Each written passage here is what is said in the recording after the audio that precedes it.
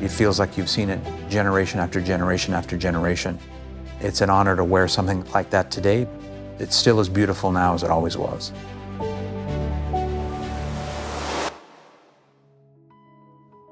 Joe? Sepehr. I know you as the person who's been working with this brand for decades, and you're one of the few people who has completed all 5 levels of the product training. Thank you. I think you are the best person to discuss their very iconic product today that we have here, the Calatrava. Yeah, I would love to do that. If we start first with the name, the Calatrava is an emblem, and it is comprised of 4 lily flowers coming together to form a cross. And it was seen in the 12th century, and it was an emblem to represent a knighthood. And it was also seen in the coat of arms in the villages where Jean-Adrien Philippe was born. So naturally, he wanted to incorporate it in some way into the company he's co-founding. The other thing is that it represents good fortune and loyalty, which were important values that he had to start the company. In 1932, the new company's owners, the Stern brothers, they were facing economic challenges from the Americas, Europe, Switzerland during the 30s, but they weren't shy in investing money into the infrastructure. So they aggressively set out to purchase buildings, machinery, tooling, and maybe most fortuitously, the hiring of a new technical director named Jean Pfister. Jean Pfister's directive from the Sterns was to solely concentrate on making the finest movement possible. That's it. And he was a constructor, so he designed the movements, modernized the workshops, and overhauled the company. The company's aim by the end of the 30s was to manufacture all of their movements in-house, which would be for their centennial. So Reference 96 was born and named the Calatrava family, using that as a marketing pull to get attention to it, but most importantly, it was a stroke of brilliance in design. It was taken from the Bauhaus school of art, where minimalism and form follows function was important. It was round with baton markers that were pointed, clean lines, flat bezel, which was considered a little bit forward or modern at that time because we were coming out of the Art Deco period where everything was geometric shape. Has there been any reference number or any specific watch during these years that is representing that very first model? That's how you know you have a masterpiece 90 years later, and that watch is as classic today as it was then when it launched. I would love to present this to you. It's reference 5196.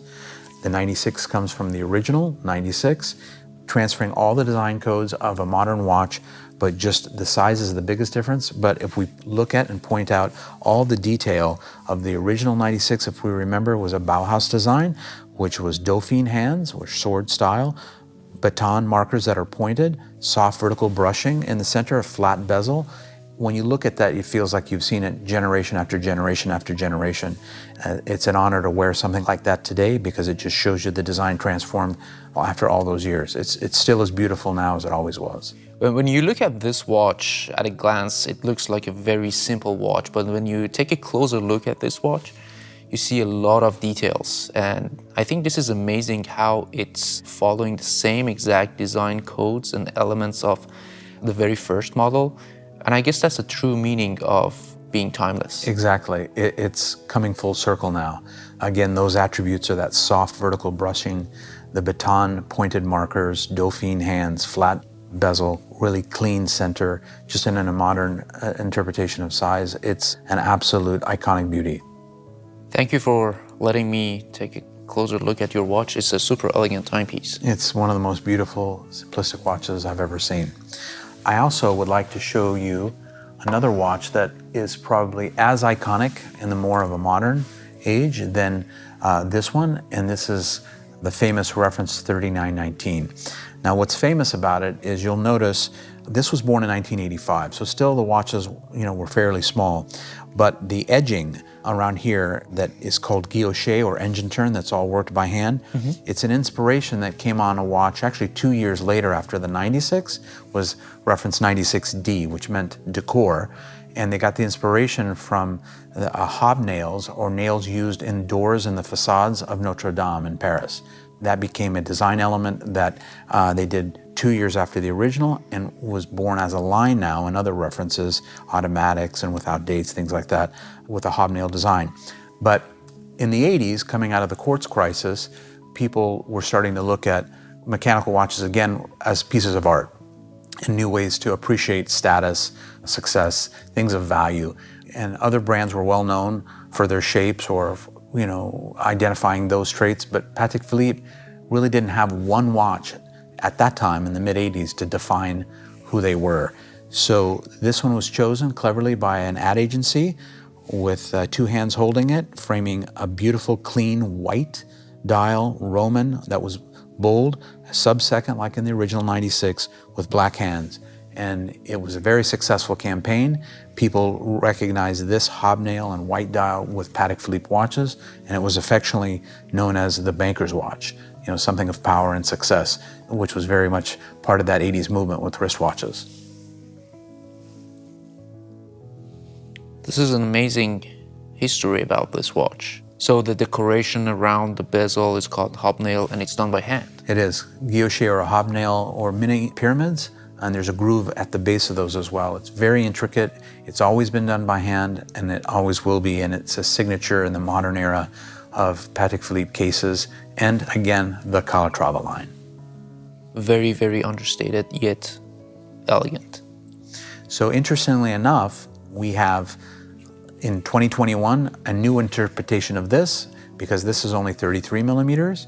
There was others along the way, but I'm excited to show you the most modern adaptation of everything we've talked about today, which is reference 6119. It comes in two versions, either in 18 karat white gold or 18 karat rose gold, which I'll show you in a minute.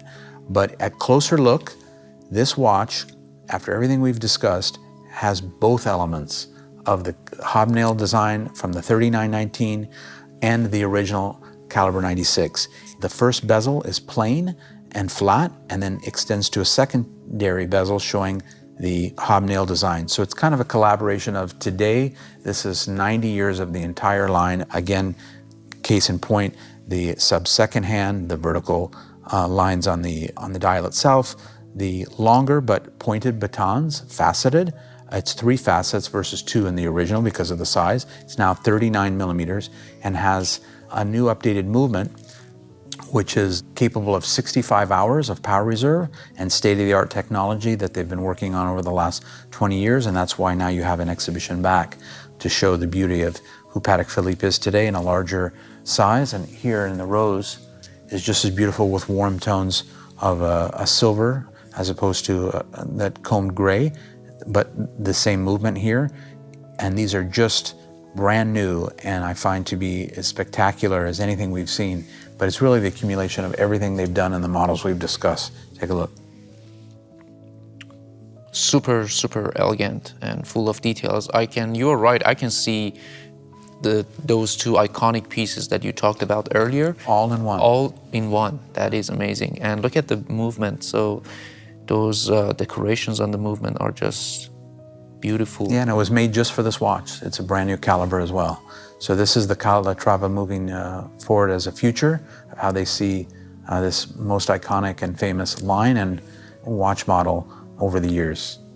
So if you were to highlight a few of the most important characteristics of a Calatrava in order to represent one of these models, sure, which traits would you talk about? Well, to me, with everything that we've discussed, I find the Calatrava line an eloquent expression of taste, clean, understated elegance. And that's the way I would describe a classic watch like the Calatrava line.